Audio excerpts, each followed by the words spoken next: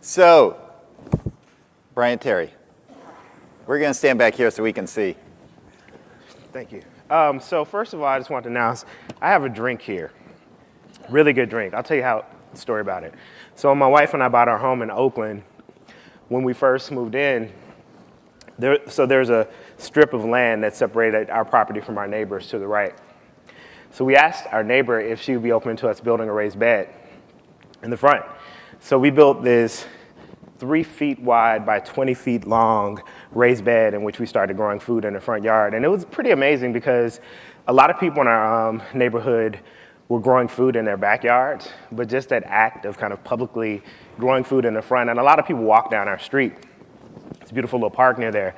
So people walk by, people get excited.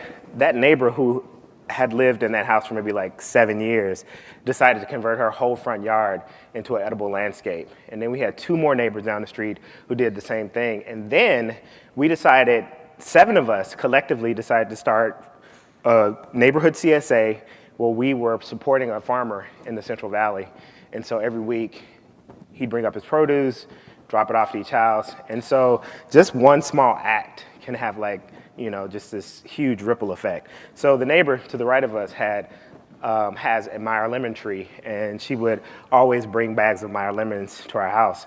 And so I don't know if you guys heard of this cool event, Pop-Up Magazine. You guys don't know? Write that down. Pop-Up Magazine is so friggin' awesome. You got to get them in like 3 minutes. They sell out. But anyway, it's like this live magazine where you come, people tell stories and everything. So anyway, they invited me to come and do a little story. And so I made this drink up. You're sipping gingerly, as in you're sipping gingerly. It's Meyer lemons. And so it's Meyer lemon. It's like a Meyer lemonade, which is the base of it. But then I took kaffir lime leaves and then soaked them in ginger-infused vodka. And then I made a cayenne simple syrup. So it's like, this kind of Asian-inspired, spicy, will get you real effed up quickly drink. So I didn't make a lot for today, but enough for a number of people. So first come, first serve. I'll put it back there, and I just want to tell you how to make it. Sparkling water, you should probably do about, half of a cup of this, and then half a cup of the Meyer sipping gingerly. So I'm drinking this now, not necessarily because I'm really nervous, but I am. But because I just got a call from my dad. And I'm just being casual with you guys. So I'll say this. I do like 90 events per year, speaking events. And so I decided that today I'm just going to go off script. I told Novella I feel like a phony when I get up there and give the same talk every time. I'm like, I am so fake. I did this talk 3 days ago, and this is whack. So it's going to be a little different. But anyway, get this call from my dad. I didn't answer it, but every time, I don't know if anybody else feels this, but every time my parents call nowadays, I think that they're going to tell me that somebody's dead when I answer the phone. And last week, seriously, is this a rational feeling? But anyway, last week, my mom calls me. No, this is Monday. She calls me, well, both of them, because my dad will go in his home office, my mom will go in the living room, and then they'll tag team me, call me, whatever. And so they call me, and they're like, oh, yeah, how are you doing? How was your week? How's Jadon, my wife? How's the baby? She's pregnant. We had a big, we planned this Valentine's Day dinner on a brunch at church, and there are hundreds of people there, blah, blah, blah. 10 minutes long.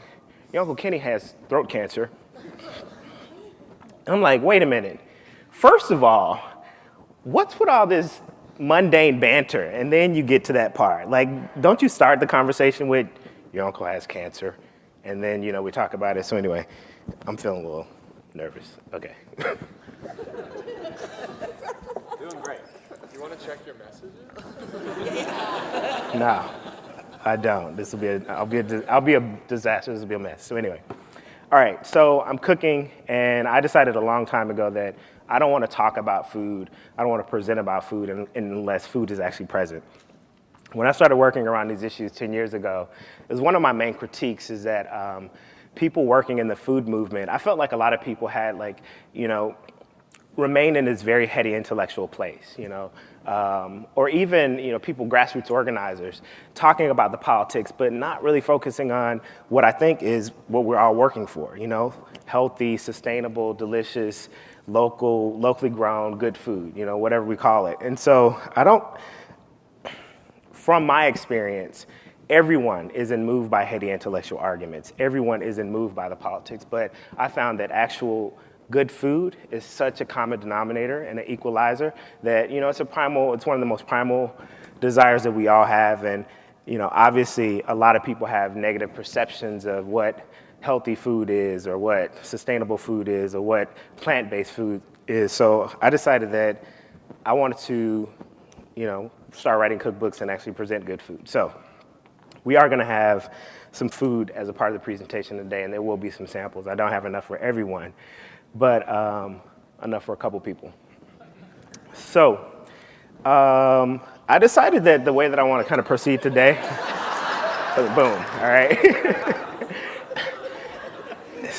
So much of my work draws on history and memory, and I decided that today what I want to do is actually share an autobiographical narrative that describes the arc of my work as a food justice activist, as an author, and as a chef who's working to create a more healthy and sustainable food system. Like, that's my driving mission. That's my goal. And I do feel like this sense of anxiety and this weird sense of inauthenticity sometimes, because I am a cookbook author now, and I do see the role that I play as an activist. Certainly not a grassroots activist as I used to be, but as someone who is using food to move people. And I do see what I do as an organizing and a base building tool, because one of the main steps that I see people often kind of like skipping over when they're trying to organize people around food is actually helping people feel invested in eating good food. Helping people feel a connection with high vibration, good, freshly prepared food.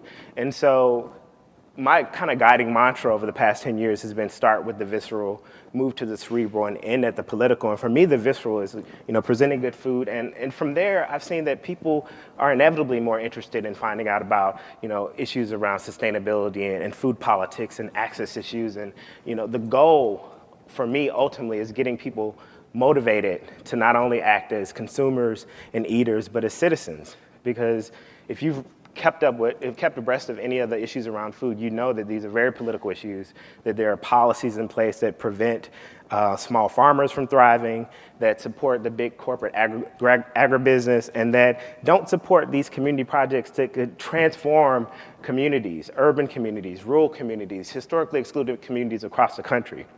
So that's what I do. But I actually feel like I need to go back and talk about the foundation of my work, because everything I do is inspired by living in Memphis, Tennessee, growing up with a family who valued food, who grew food, who fed, their children and their grandchildren fresh, good food that they produced. And my grandfather always, he drilled this into me, and I didn't mean anything then, but now it means so much when he used to talk about just being able to grow your food is empowering, and conversely, if you can't produce your own food, if you have to rely on others to grow the food that you need to sustain yourself, then you're enslaved to other people. So both of my grandfathers grew up in rural Mississippi, but they moved to Memphis in their teens. And when they came to the city, they brought with them all the traditions and agrarian knowledge and desire to connect with the land that they had when they were living in the country, as they used to say. So both sets of my grandparents had gardens. Pawpaw, who's my paternal grandfather, had this huge, his backyard went beyond being a garden. It was actually like a urban farm, because every bit of available space was being used to grow food. In the spirit of Novella, raising chickens, raising hogs. They had a huge walnut tree in the front yard. He had everything in the back was being kind of utilized to produce food. And the thing is, in their neighborhood, most people were producing food as well. We're talking about an African-American working class neighborhood in the city in Memphis, and everybody was producing some type of food. Now, obviously everyone wasn't as fervent as he was about it, but Miss Johnson, who lived next door, had practically a mini orchard in her back where she had plum trees, peach trees, pear trees. The across the street neighbor was growing watermelon. Someone else might just have some tomato plants on their front yard, on their front porch in a, some type of terracotta pot. So, so often it irks me when I read about, the cool, hip, beautiful, young, educated, mostly white people living in cities who are doing stuff like urban farming. Oh, wow, this is such a novel idea. Or who, are starting like canning clubs. And it upsets me because I realize that there is not only a tradition in my family, but in, African-American communities and immigrant communities and other, kind of like hidden stories that we don't hear about enough. And so I always like to celebrate the kind of practices that my family had. So in terms of like understanding how important it is to produce food and connect with food, I got that from Papa. But in terms of my desire and just love of cooking, I got that from my grandmother, Margie, who lived across maybe like 10 blocks away. And just to put it in context, that's okay, brother, you're all good. Notice how I called him out. Nobody would have known it was the guy sitting in the front seat with the plaid shirt on. No, I'm just joking. So anyway, growing up in the Deep South, the way that gender is constructed, just being a young man who loved cooking and going and telling your boys that, you just made some red velvet cupcakes, you might get beat up. And that's just the reality of it. But I have to say, the beautiful thing about living in my family is that there was so much, it wasn't just kind of separated on gender lines. And it wasn't just the men cooking barbecue either. It wasn't like the typical, kind of gender. Because we know that it's, the cooking world is gendered. I mean, what do they say? Like the domestic sphere, the home is the woman's space. But when we go to restaurants, we know it's a very hyper-masculine, dirty, disgusting, crazy, environment in kitchens. And I did a restaurant.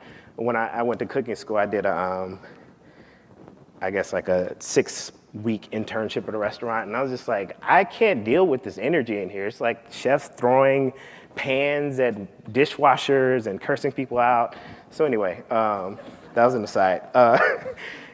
Having men who supported me to cook and having a grandmother who just really took her time and helped me to develop practices and a love for cooking was so vital to my development as a young person, but obviously instrumental in the work that I do now. Now my grandmother could throw down in the kitchen. Whenever you entered her house, you knew she was cooking, even if you didn't smell it, because she would always be singing. Glory, glory. Hallelujah, when I lay my burden down, no more Monday, no more Tuesday, when I lay my burden down. In my grandmother's kitchen, she kept a cupboard about 7 feet tall and a foot deep, each shelf crowded with glass jars full of preserves, pickled pears, peaches, carrots, green beans, sauerkraut, blackberry jam, persimmons, and her not-to-be-forgotten chow chow. Who knows what chow chow is? Y'all must be from the South. I knew it. So if you don't know what chow chow is, please do yourself a favor, buy my book. Because there is an amazing recipe in there for it. But anyway, but you can get a good recipe online. But chow chow is cabbage, onions, garlic, peppers, chopped finely, cooked for 5 hours, and then served with leafy greens, collards, turnips, mustards, kind of as a relish. So I think it's interesting that I went through this phase of just going off the deep end and just over-consuming the most disgusting, horrible foods, the foods that most young people eat all the time. Because as an educator, as someone who's, invested in connecting with young people around these issues, it was important for me to really have an experiential understanding of what so many young people go through. And, these foods are addicting. Did you guys see this film, Super Size Me? So, the foods are constructed in laboratories, the smells, the flavors, like to really get people addicted. So grew up eating all this fresh, local, good food, but then I get to high school, and of course, I want to be just peer pressure. We all know what it is. We know how it operates. I wanted to be just like my buddies on the football team. So I went from whatever my diet was to just Burger King, McDonald's, Taco Bell, every single day, like overboard. And it was interesting because very quickly I saw the effects, acne, weight gain, lethargic, like all the things that eating this crappy food can do to one. So it really helps me to be non-judgmental and to understand where young people or people who are just living in situations where there's just this overabundance of, processed, packaged, fast, and horrible food.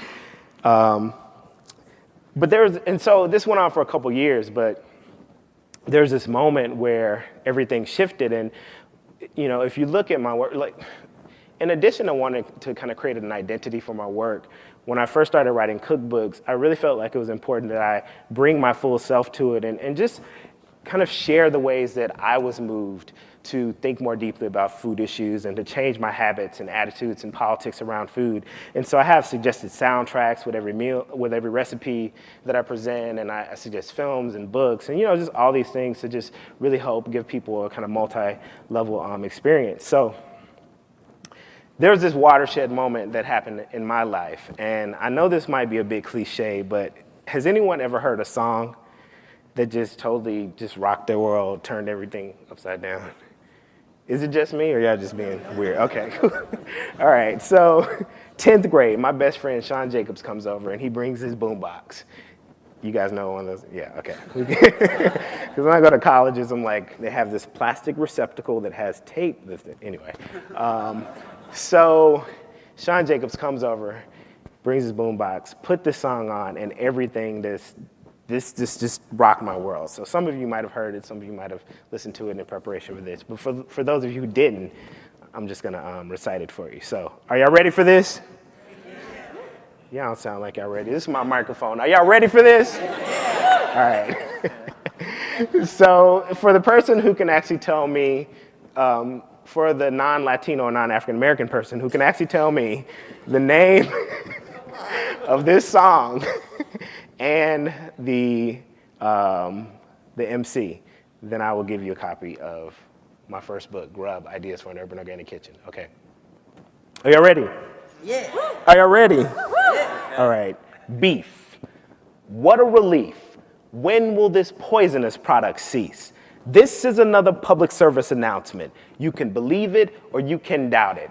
Let us begin now with the cow, the way that it gets to your plate and how. The cow doesn't grow fast enough for man, so through his greed, he creates a faster plan. He has drugs to make the cow grow quicker. Through the stress, the cow gets sicker. 21 different drugs are pumped into the cow in one big lump. And just before it dies, it cries in a slaughterhouse full of germs and flies.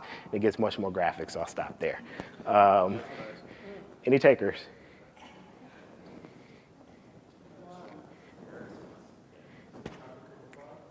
No. You're close, but I'm going to be a little bit of a... No. Yeah, but you have to give the title of the song. Sorry. You were almost there, buddy, but no cigar. Well, between you two guys, I'll make sure you get a swig of this stuff over here. So the name of the song is Beef by this rapper. He's close because the name of the MC is KRS-One, which is an acronym, Knowledge Reigns Supreme Over Nearly Everyone. And if that sounds arrogant, you should meet this guy. But anyway, but the name of the group that he had founded was Boogie Down Productions. So hear this song, and it just changed everything.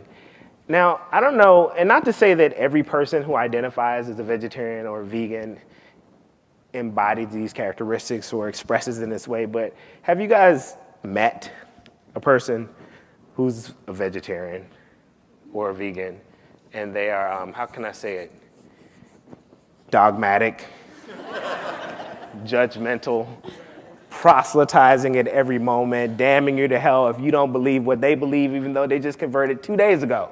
Has this happened to you guys before? Yes. Okay, so I was that guy after I heard this song.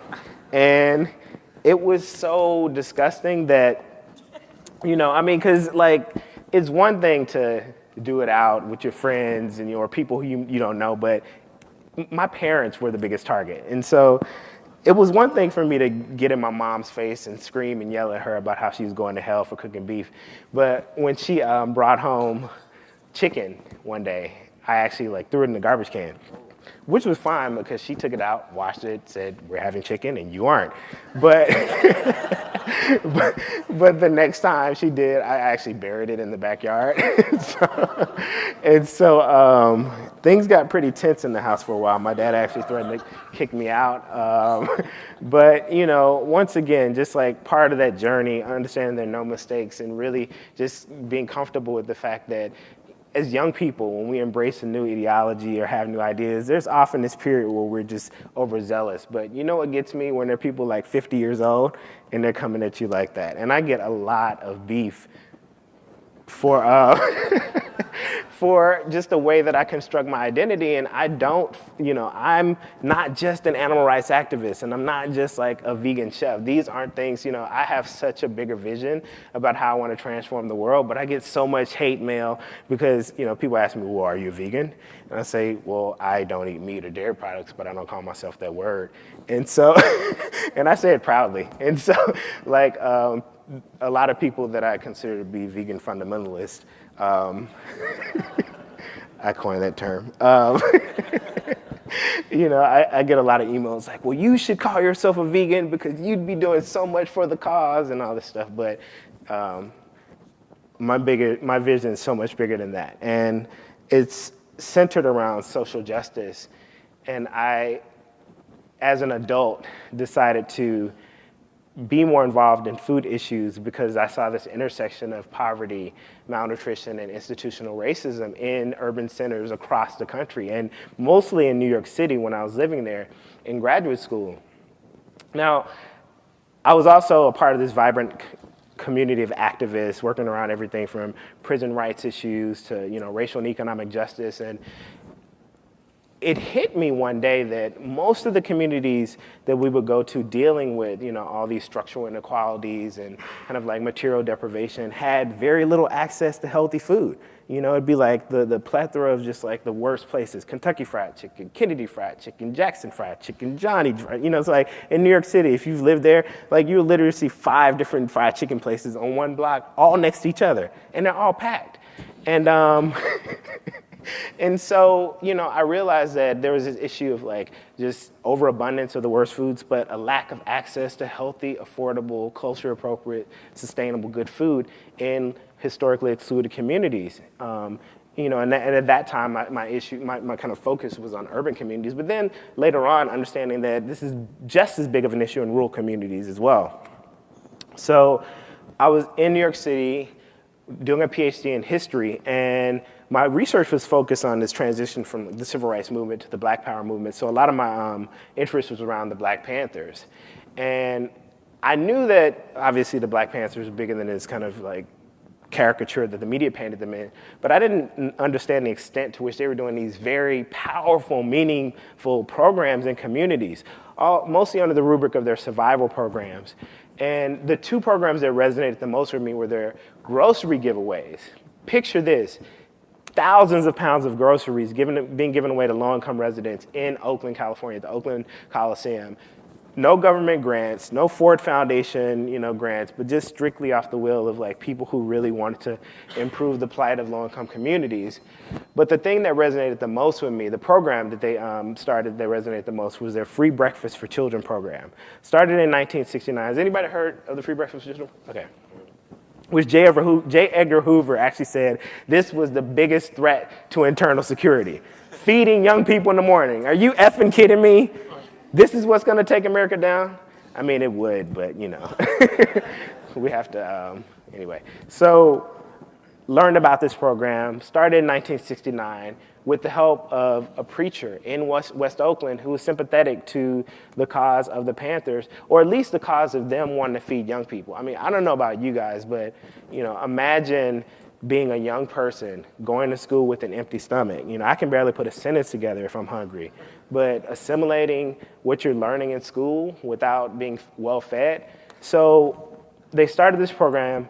Within 1 year, it had been replicated in every major city across the U.S. that had a Black Panther chapter. And even, other revolutionary organizations of color were doing models similar to it. And then they were feeding over 10,000 young people every single morning. Thought you guys had an image. I was like, damn, this is tight. So it's going to be like Huey Newton up there. So started this program. And as I said, I was doing all this activist work in community, and I realized that so many of the communities that were dealing with issues around police brutality and I'm gonna let you guys get that together. It's distracting me. Police brutality, racial and economic injustice. These same communities have very little access to food, but the thing that it took me a while to get was that these were the same communities that had the highest rates of obesity, diet-related illnesses such as cancer, type 2 diabetes, hypertension. And so it might seem like, now it's part of the public discourse. Everybody's talking about it. But back in 2000, I was like, wow, why isn't someone talking about this? Why, the social justice movement is remiss if we aren't dealing with food injustice, if we aren't really focusing on how we can empower people living in these communities to feed themselves. And not only to feed themselves, but to own the means of feeding themselves and to drive the projects and the programs and have some stake in the means of production of the food in their communities. Because I have major issues with this kind of old school, how can I put it? Not colonial, this social worker mentality that a lot of people have. And, I have some of my dearest friends and colleagues who aren't connected to the communities in which they're working and coming in and trying to help those people and starting these projects to improve the community, but not really taking into consideration what the community needs and what they want, and really bringing people in the community into the conversation to create and own and drive the projects. And I understood very quickly that it's some complex racial and class dynamics around this, because it was something that I had to quickly kind of wake up around when I decided to start this organization, Be Healthy, which was aimed at working with young people in low-income communities, creating this cadre of activists and people who are bringing more access to healthy food and educating their peers around these issues. So I decided to start this organization, Be Healthy, and we were working with young people from the lower economic strata of New York City. And one thing so this is where the cooking came in, because I realized that these young people who were living in these kind of crisis communities that were in crisis, and schools, crumbling schools was such a big issue with many of them. So the last thing I wanted to do was create a program that just talked to them, just lectured them, and just told them how they should shift their habits and what they should do differently. And I felt that I, along with the kind of collective of activists and chefs that I went to cooking school with, decided that we wanted to create a program that used cooking as a way to engage young people and get them excited about food issues. First of all, helping them to really feel connected with good food and empowering them to be able to cook for themselves and cook for their families, and just cook because around that time, there's the kind of food justice movement, sustainability movement, there was a lot of movement across the country, and things were bubbling up. But what I saw was that most of the projects were aimed at helping young people be producers in urban centers of agriculture. So taking abandoned green spaces and converting them into urban farms or community gardens, and having young people take the lead in it. But when I would go visit these projects, what I saw is that these young people were so excited about growing these interesting and diverse vegetables, kohlrabi, broccoli rabe, celeriac, but they had no idea how to cook it. None. And their parents didn't, because many of their parents weren't cooking because they were working 2 and 3 jobs just to survive. And so the piece that Be Healthy brought to the kind of intervention that we made in the food justice movement was putting cooking squarely at the center of the conversation and say that, look, yes, we need to be able to produce food, but we also need to empower young people to cook food, because if young people had a part in actually touching and procuring the food from farmers market or food that they grew at home and they cooked it, then they'd be much more likely to taste it. And if they tasted it once, they'd be much more likely to taste it twice. And then, this kind of aversion that many of them had to health, just not even healthy, just fresh fruits and vegetables, they'd be able to actually like break past that. And, I saw it close up. Young people coming into the program who would literally say, I don't drink water. I just don't drink water. I mean, because they would drink Gatorade, they drink sodas. I don't eat fruit. I don't eat vegetables. And to have these same young people 9 months into the program coming in with banana chips, coming in with bottled water, coming in, snacking on carrots was such a huge victory. And it really just helped me be more comfortable with the small victories, but also understanding that as educators or as just creative people in general who hope to move people, we can't depend on like the immediate response. It might not resonate until years later, but just feeling confident in the work and then just being, settled in the fact that whatever's gonna happen is gonna happen. So, how much time do I have? I feel like I'm just kinda. You should start cooking. Okay, all right.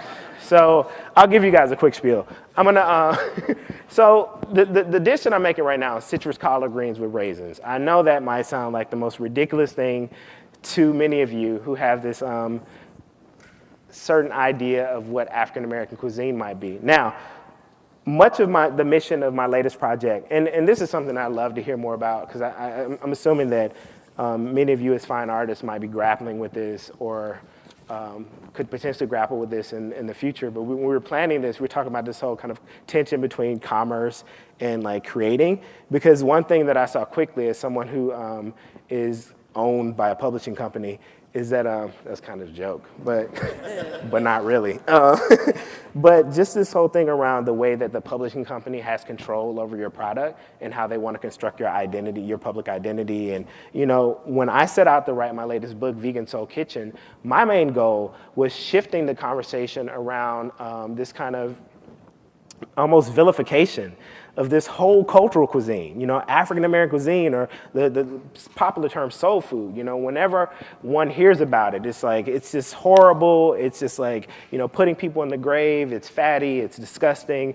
African-Americans and everyone else should avoid it at all costs. And I think the problem with that is that it's reducing the cuisine to the comfort foods of the cuisine. Or, so there are two conversations. One, people talk about it as being like slave food, the kind of remnants of plantation owners' tables. And that's problematic in the sense that the institution of slavery in America was not a monolithic institution. It looked different in different parts of the country. In the Deep South, the kind of Black Belt, there was a more paternalistic system where every need of enslaved Africans was provided by the owners of the plantation. So clothes, food, or whatever else. But then there are different systems in different parts of the country. In the coastal Carolinas, for example, one might have Sundays off where you can hunt for possum or rabbits or things to supplement your diet. And you might have a garden plot where you can actually grow your food. Not to mention that every person of color in this country wasn't a freaking slave. Everyone wasn't enslaved. So that's the main issue. That's one of the big issues, or one of the kind of strands. But then the other myth is that, the foods that are often kind of purported to be like the representative of the cuisine, deep fried fatty meats, sugary desserts, that's the whole of the cuisine, as if all African Americans are eating fried chicken for breakfast and red velvet cake for lunch or something. These are foods that I and my family and most people in our community would eat on celebrations, on holidays. Yeah, comfort foods, macaroni and cheese, cakes, but these weren't the daily foods. The daily foods that my family had and that most family of African descent a couple generations ago were having were the foods that most advocates of healthy eating would say we all should be eating. You know, fresh greens, nutrient-dense tubers, grains, you know, really good, healthy food. And so when I wrote this book, I set out to kind of shift this conversation and say that, look, if we're going to talk about African-American cuisine, we need to talk about it in its diversity and complexity. And, you know, collard greens, this is good food. You don't have to have the bacon, the fat back and lard in it. And I'm not even like trying to, I don't think we should wholesale even like throw out like rendered fat and things, you know, animal products. That's not my goal. My goal is to say that this food can be equally authentic if it's animal product free, if it's fresh, if it's healthy. But my editor felt that Eco Soul Kitchen, which I wanted to call it, would be too elusive for the public to grasp. So they wanted to call it Vegan Soul Kitchen. And it's been a blessing and a disguise. It's been a blessing and a curse. The blessing in it is that most people see vegan and soul food as oxymoronic. So that just is a great way to start the conversation. But the issue is that for many people who don't identify as vegetarians or vegans, they have certain perceptions of who vegetarians and vegans are and what that cuisine is. So that automatically cuts the conversation off for a lot of people who I would like to be, you know, kind of like readers or interested in the work. So anyway, what we're gonna do now is I'm gonna show you how to cook citrus collards for raisins. And I don't know if you guys chefs, how many people cook? Okay, I didn't want to be too presumptuous. So anyway, the first thing we're gonna, and you know, I always talk about with my recipes, and I think with any recipe or cookbook, they should be used as guide. I think as guides or as kind of like, you know, a structure. I think the most important thing in the kitchen is spontaneity and freestyling and just really going with the way you feel. So given that, if a recipe calls for collard greens and you're growing Swiss chard in your front yard, then by all means, use the leafy greens that you have and they'll go out and buy collard greens. So I'm using this, but if you have Swiss chard, if you have kale, whatever leafy green you have would work just as well. Now with this recipe, I choose to remove the stem from the greens.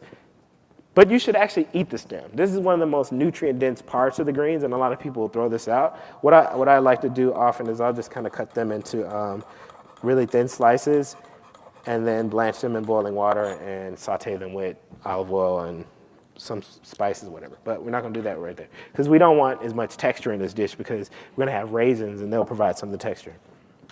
Now, the cut that I like to use for this is a chiffonade, which is simply a way of cutting fresh herbs or fresh leafy greens, rolling it into a tight cylinder and then cutting it diagonally like this to yield these thin strips.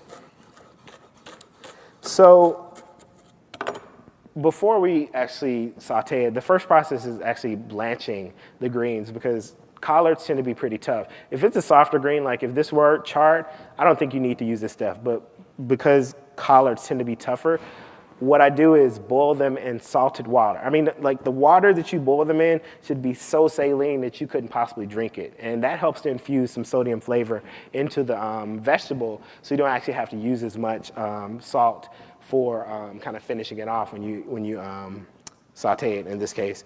And so salting it or boiling it in salted water for 5 to 8 minutes, blanching it, and then shocking it afterwards in ice cold water, which is simply creating a bath of water with ice and then plunging the greens in there so that they'll stop the cooking and set the color.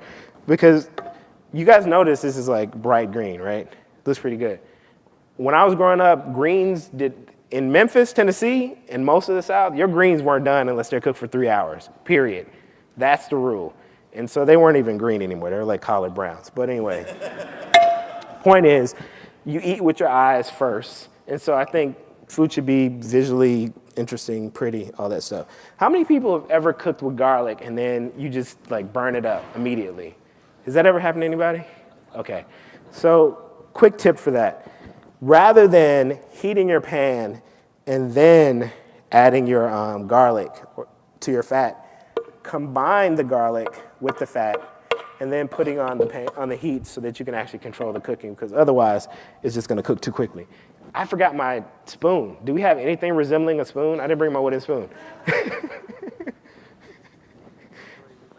Okay, cool. Where? Oh, I can use this. Okay. Sweet. Thank you. All right. So this is a little tip. If you're ever having guests over for a dinner party, as soon as people start coming in, just put some garlic on. It always impresses people. You could be having like a dessert buffet. People are like, oh my God, you got it going on in here. So anyway, we'll cook the garlic, and we wanted to start sauteing slowly until it smells fragrant and it starts to brown. You guys smell that?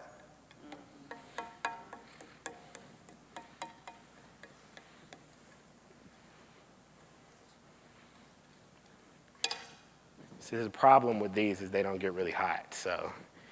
But I'll tell you this story while we're waiting on this, so.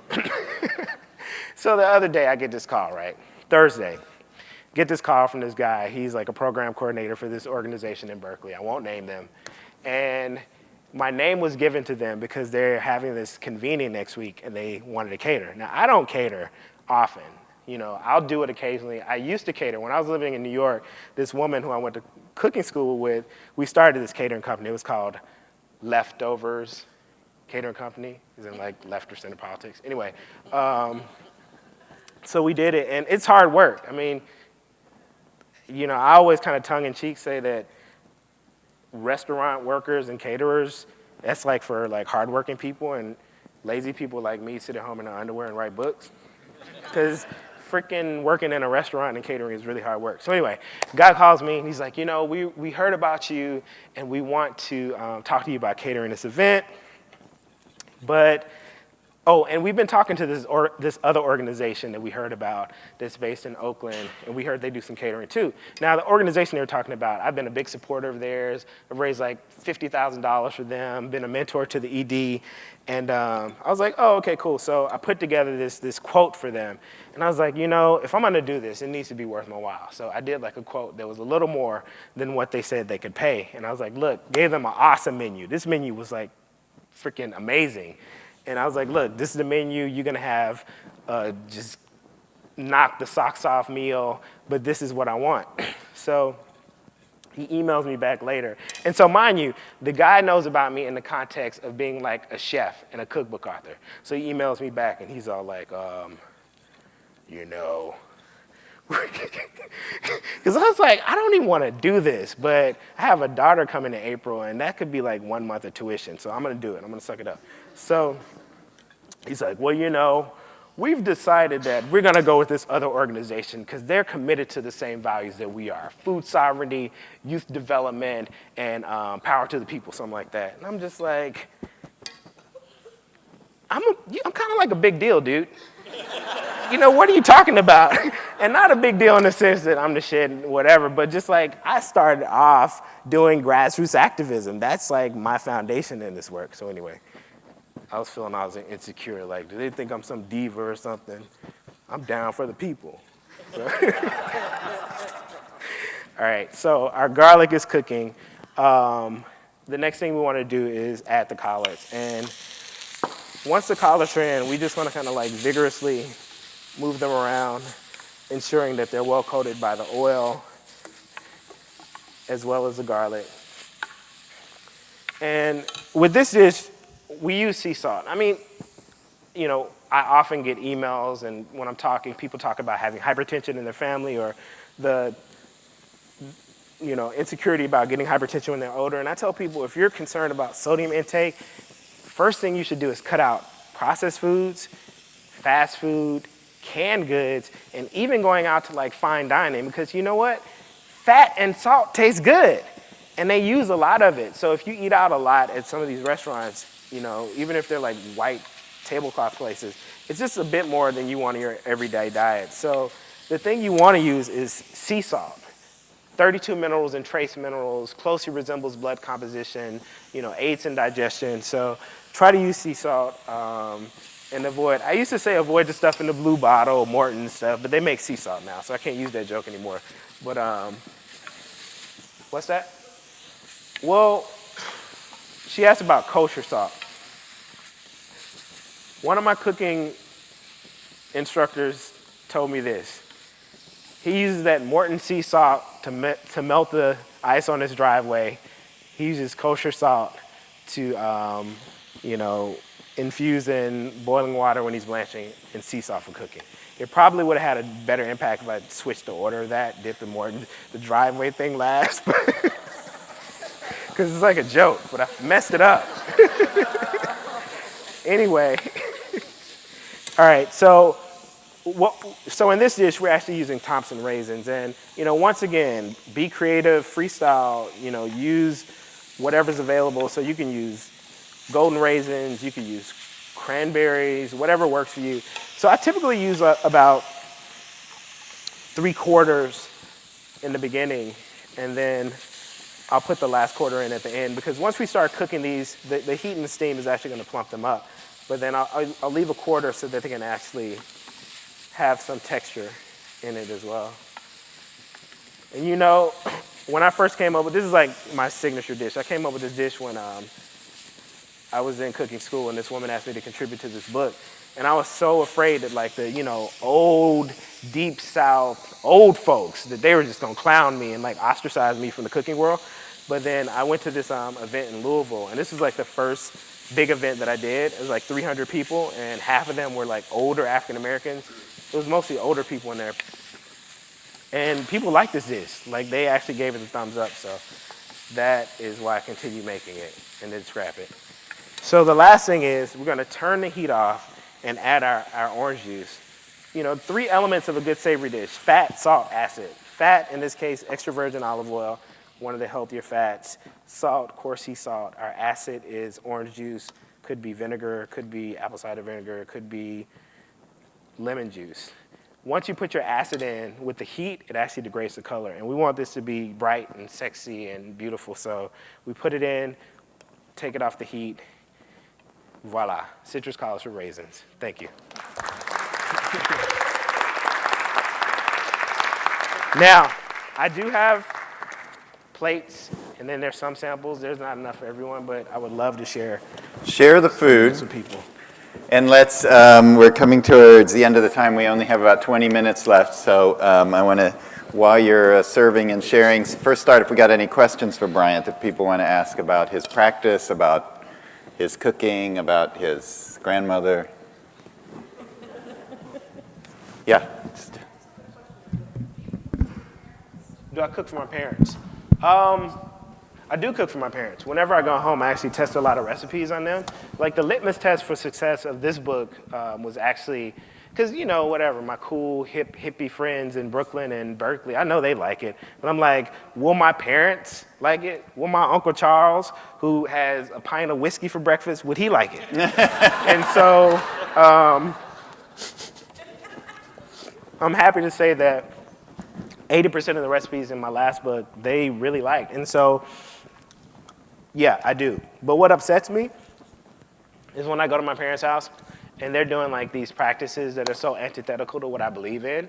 And I'm just like, it's kind of disheartening, because I feel like if I can't transform them, then what am I doing? If I can't get them to stop using plastic bottles, why am I even doing this work? But I try to celebrate the small victories and leave it at that. Other questions? Yeah. And speak up, because we don't have enough mics, so it's hard to hear, and so just speak up with your question. You recommend a soundtrack to go along with the recipes. Now, I was curious how you chose the particular songs that you chose. Are they all songs that have meaning for your family, or how'd you All choose right, them? I'm gonna tell you this. Wait, to add to that? Wait.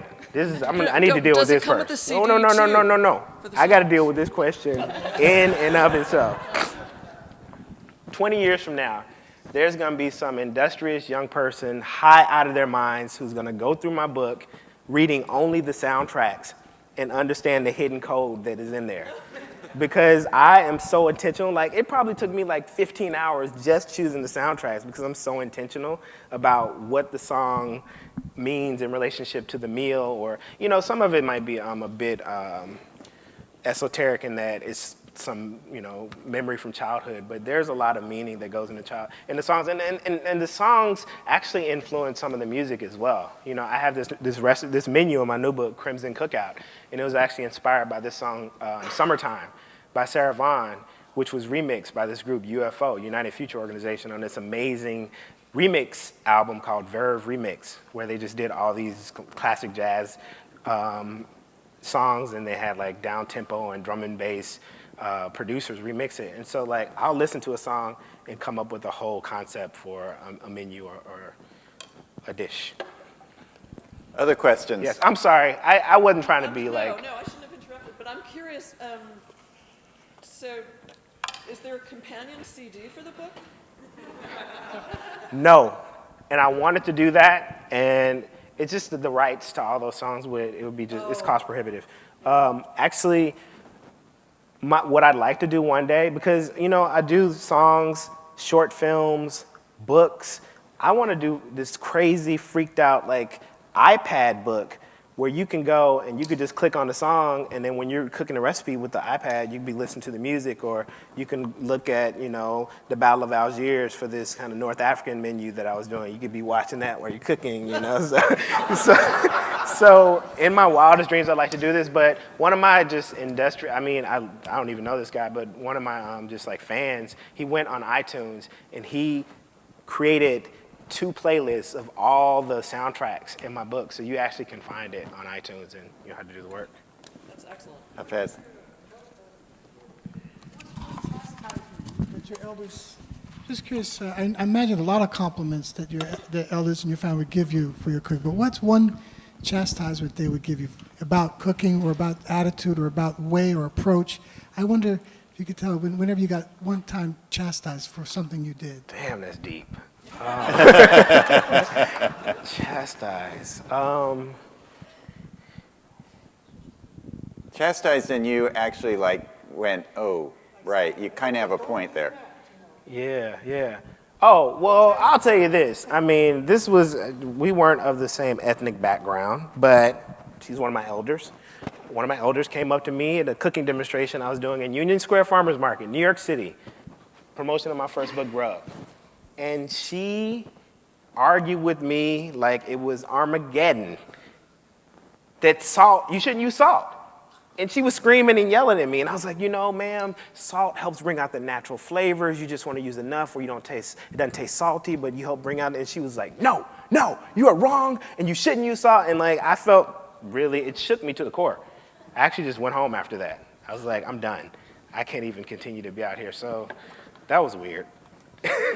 But beyond that, I haven't had any critiques around, like, I don't know, any bastardization of the culture or feeling like, you know, what I'm doing is somehow inauthentic. I think most people that I've encountered feel like African-American cuisine, or all cuisines that matter, they're living, you know, they're constantly evolving and changing and, you know, subject to the interpretation of the person that's cooking it. I mean, I'm a black man to the core. And so, it's obvious.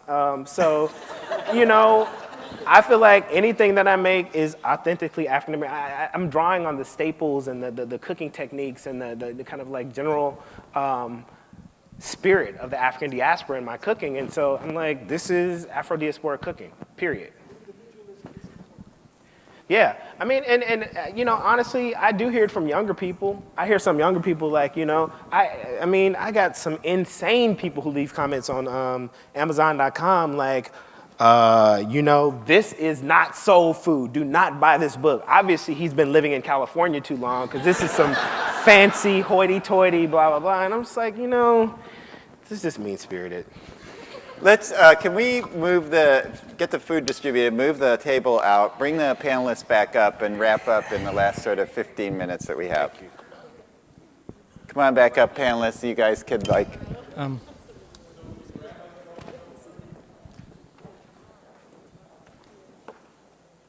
Give us just a second to regroup here while Bryant is like quickly dishing out the last bits of the... You're the man.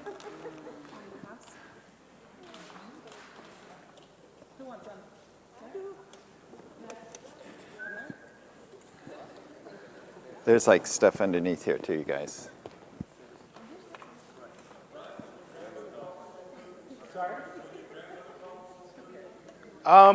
Well, that's the thing. So the thing about this whole term soul food, oh, you guys are trying to move all this? I'm sorry. Yeah, that's fine. So there's no written record of this term soul food into the late 1960s. And it was this kind of like, it was a couple things. It was this kind of romanticization of rural Southern cooking by a lot of young people who were living in the urban north or who were living on the West Coast. But, you know, when I think about the term soul food, I mean, I'm not even trying to go about reclaiming soul food and making it the type of food that I cook, but I do feel like soul food is actually more associated with the comfort foods of the cuisine. I talk about it as African-American cuisine. That's what it is, just like Italian-American cuisine, just like Chinese-American cuisine.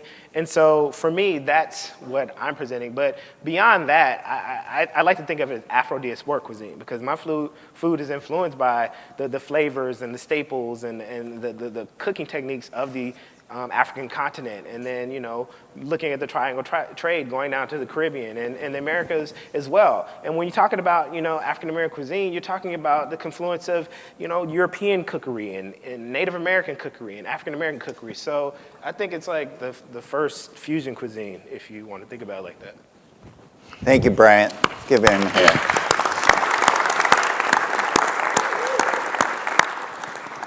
So in the last bit of time, we have about 15 or 20 minutes left, and we've ranged quite broadly here with each of our three speakers around the topic of food and art and commerce and all of this. And I just wanted to see if we could start to talk about some threads that come out of this that sort of connect all these things.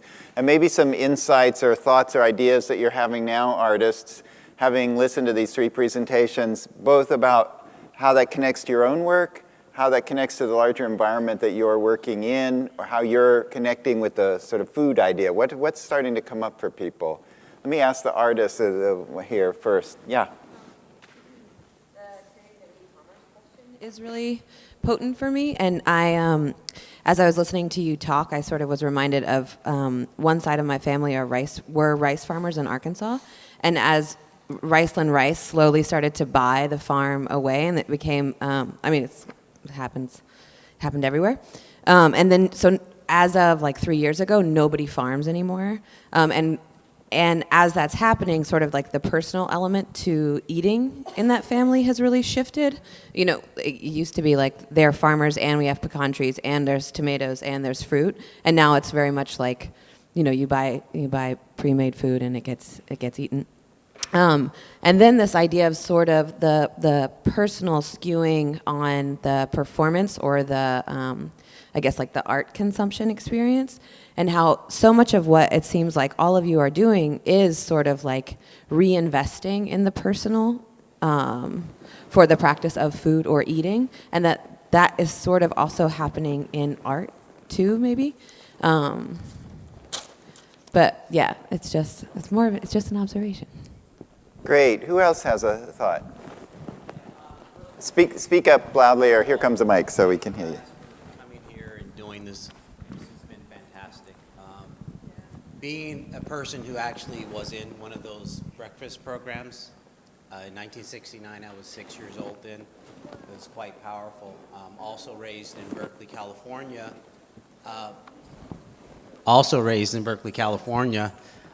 So I had lots of neighbors who had different kinds of gardens and stuff, and had the grandmother with the preserves and the big garden and all this stuff there, and it's quite powerful. So it's beautiful to hear this. One thing that I'm getting out of all of the talk in a subtext way for myself is this self-empowering thing that already been mentioned, but this kind of decolonizing our food.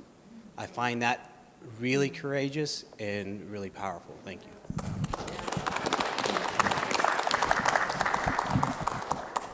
Take that idea of decolonizing food, and how would you connect that to the way that you all work as artists in the Bay Area and the forces that you're either working with or working against or working around this idea of decolonization?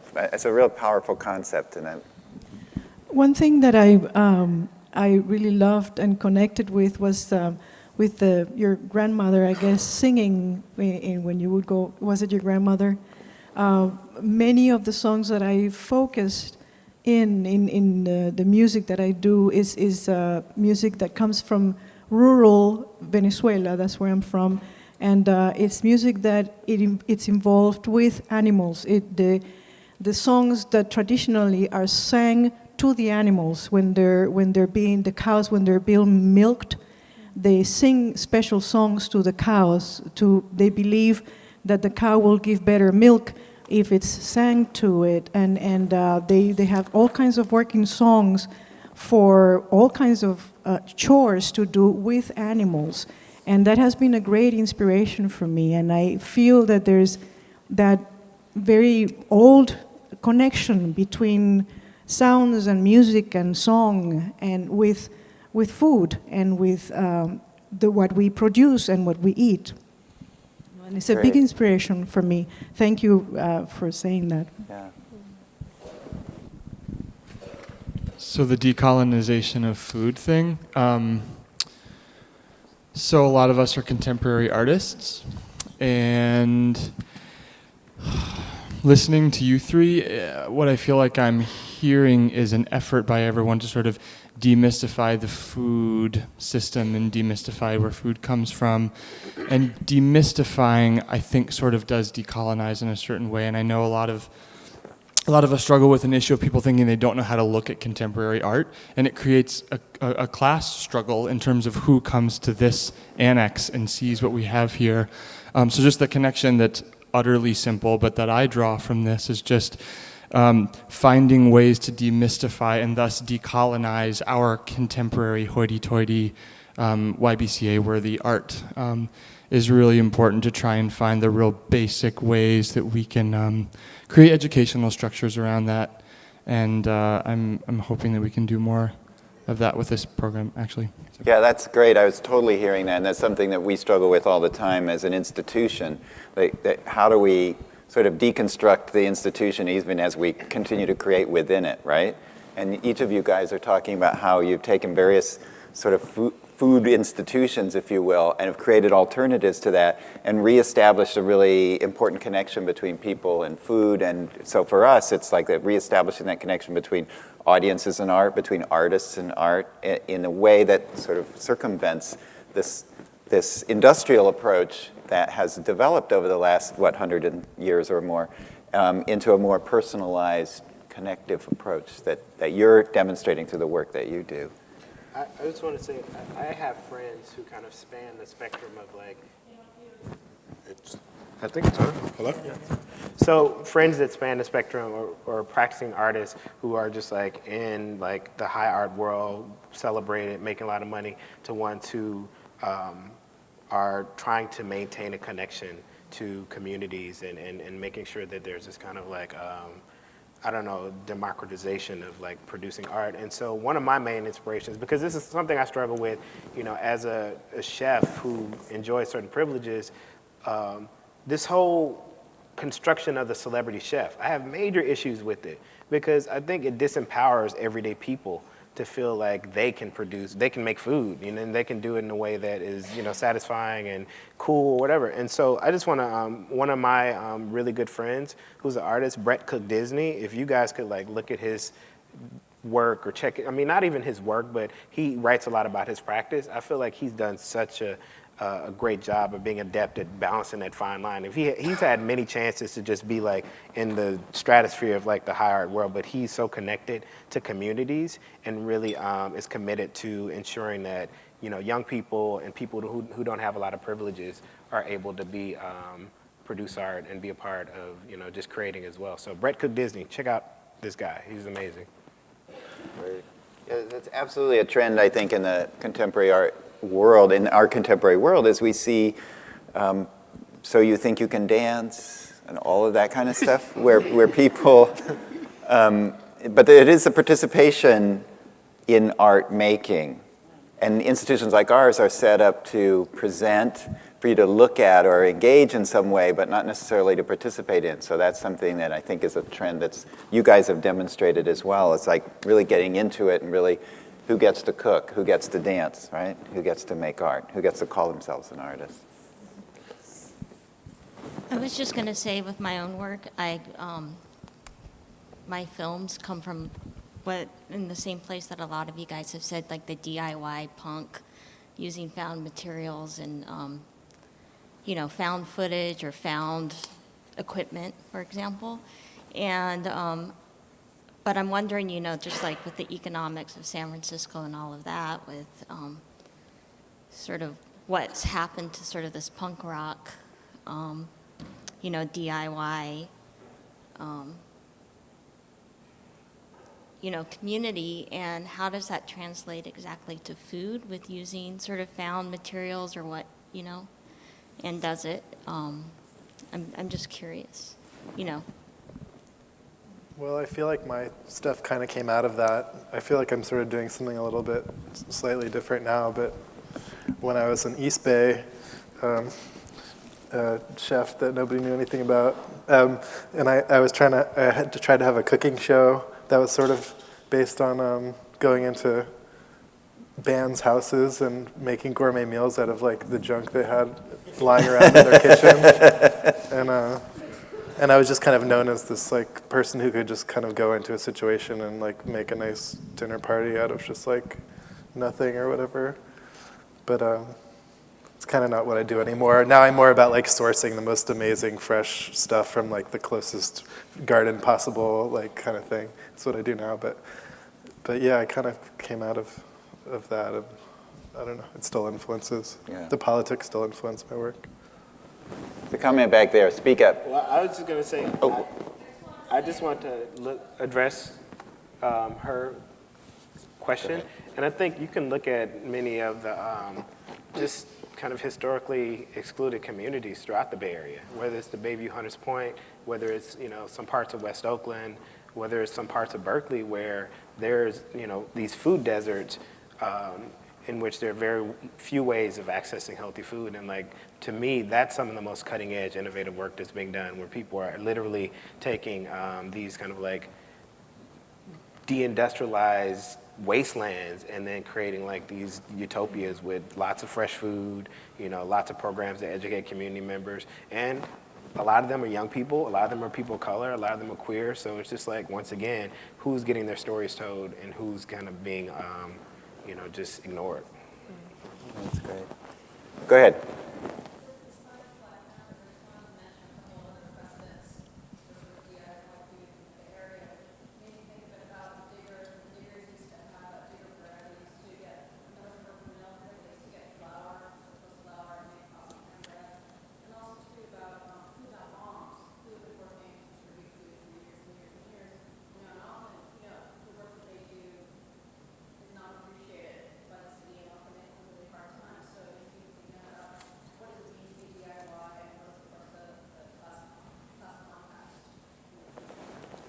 Right. So I think we need to wrap up. I want to just finish that statement by saying I think that's a really important point. And one of the things that we're trying, again, to uncover in this series of conversations are those stories that don't get told, that don't get heard, and that need to be out there and that we need to talk about. And I think in the context of the current environment in which we're living and some of the stuff that's happening both in our own country and around the world, our voices need to be heard, and we need to find ways to make those voices heard in ways that they haven't been before. I want to really thank all of our panelists. You guys really rock.